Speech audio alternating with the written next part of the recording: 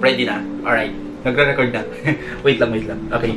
Hi guys! Kumusta? Ako si Red Quaresma at welcome back sa aking channel. At kung bago pa lang kayo sa aking channel, huwag yung kalimutan na mag-subscribe at sipahin na rin yung tiny bell button doon sa baba para updated kayo kung meron akong mga bagong video na i-upload dito sa aking channel. You know? At para sa video ito, meron akong product na gusto kong i-share sa inyo yung honest review ko. Itong product na to ay talagang nakita ko kung paano siya mag-works sa akin. And then, ang ganda talaga ng effects niya guys. And sobrang nagustuhan ko itong product na to kaya gusto ko siyang gawa ng review para ma-share ko din sa inyo. Tayo kasi mga Pilipino, ang isa sa pinoproblema natin yung pagkakaroon ng mga skin issues sa ating skin, lalong-lalo na sa face natin. Ako kasi guys, yung skin type ko is oily siya. As in, buong face ko is oily siya and sobrang sensitive din talaga ng skin ko. Kaya prone na prone din talaga ako magkaroon ng mga tagihawat. And then, umabot pa nga sa punto na nagkaroon ako guys ng severe acne. Lalo na guys, kasi nga, di ba, wait lang, ang ingay ng tricycle. I am a working student. So, nag-aaral, nagtatrabaho ko, and then, nag-aaral. And then, nagkaroon ako, guys, ng sobrang tagihawat. As in, maraming. So, tignan nyo guys, oh.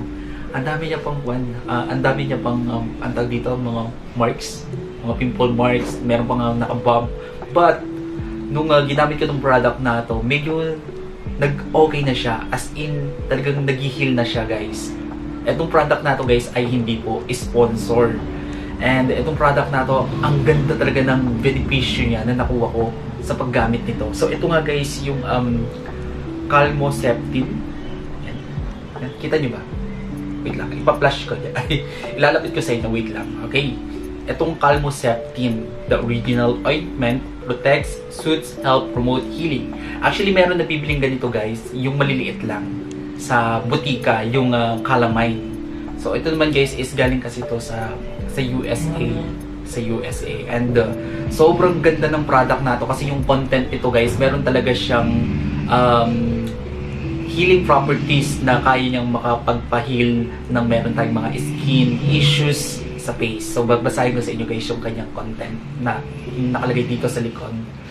So, dito nakalagay guys yung kanyang ingredients. Meron siyang menthol, zinc oxide, external analgesic, anti-itch, skin protectant, and anorectal astringent.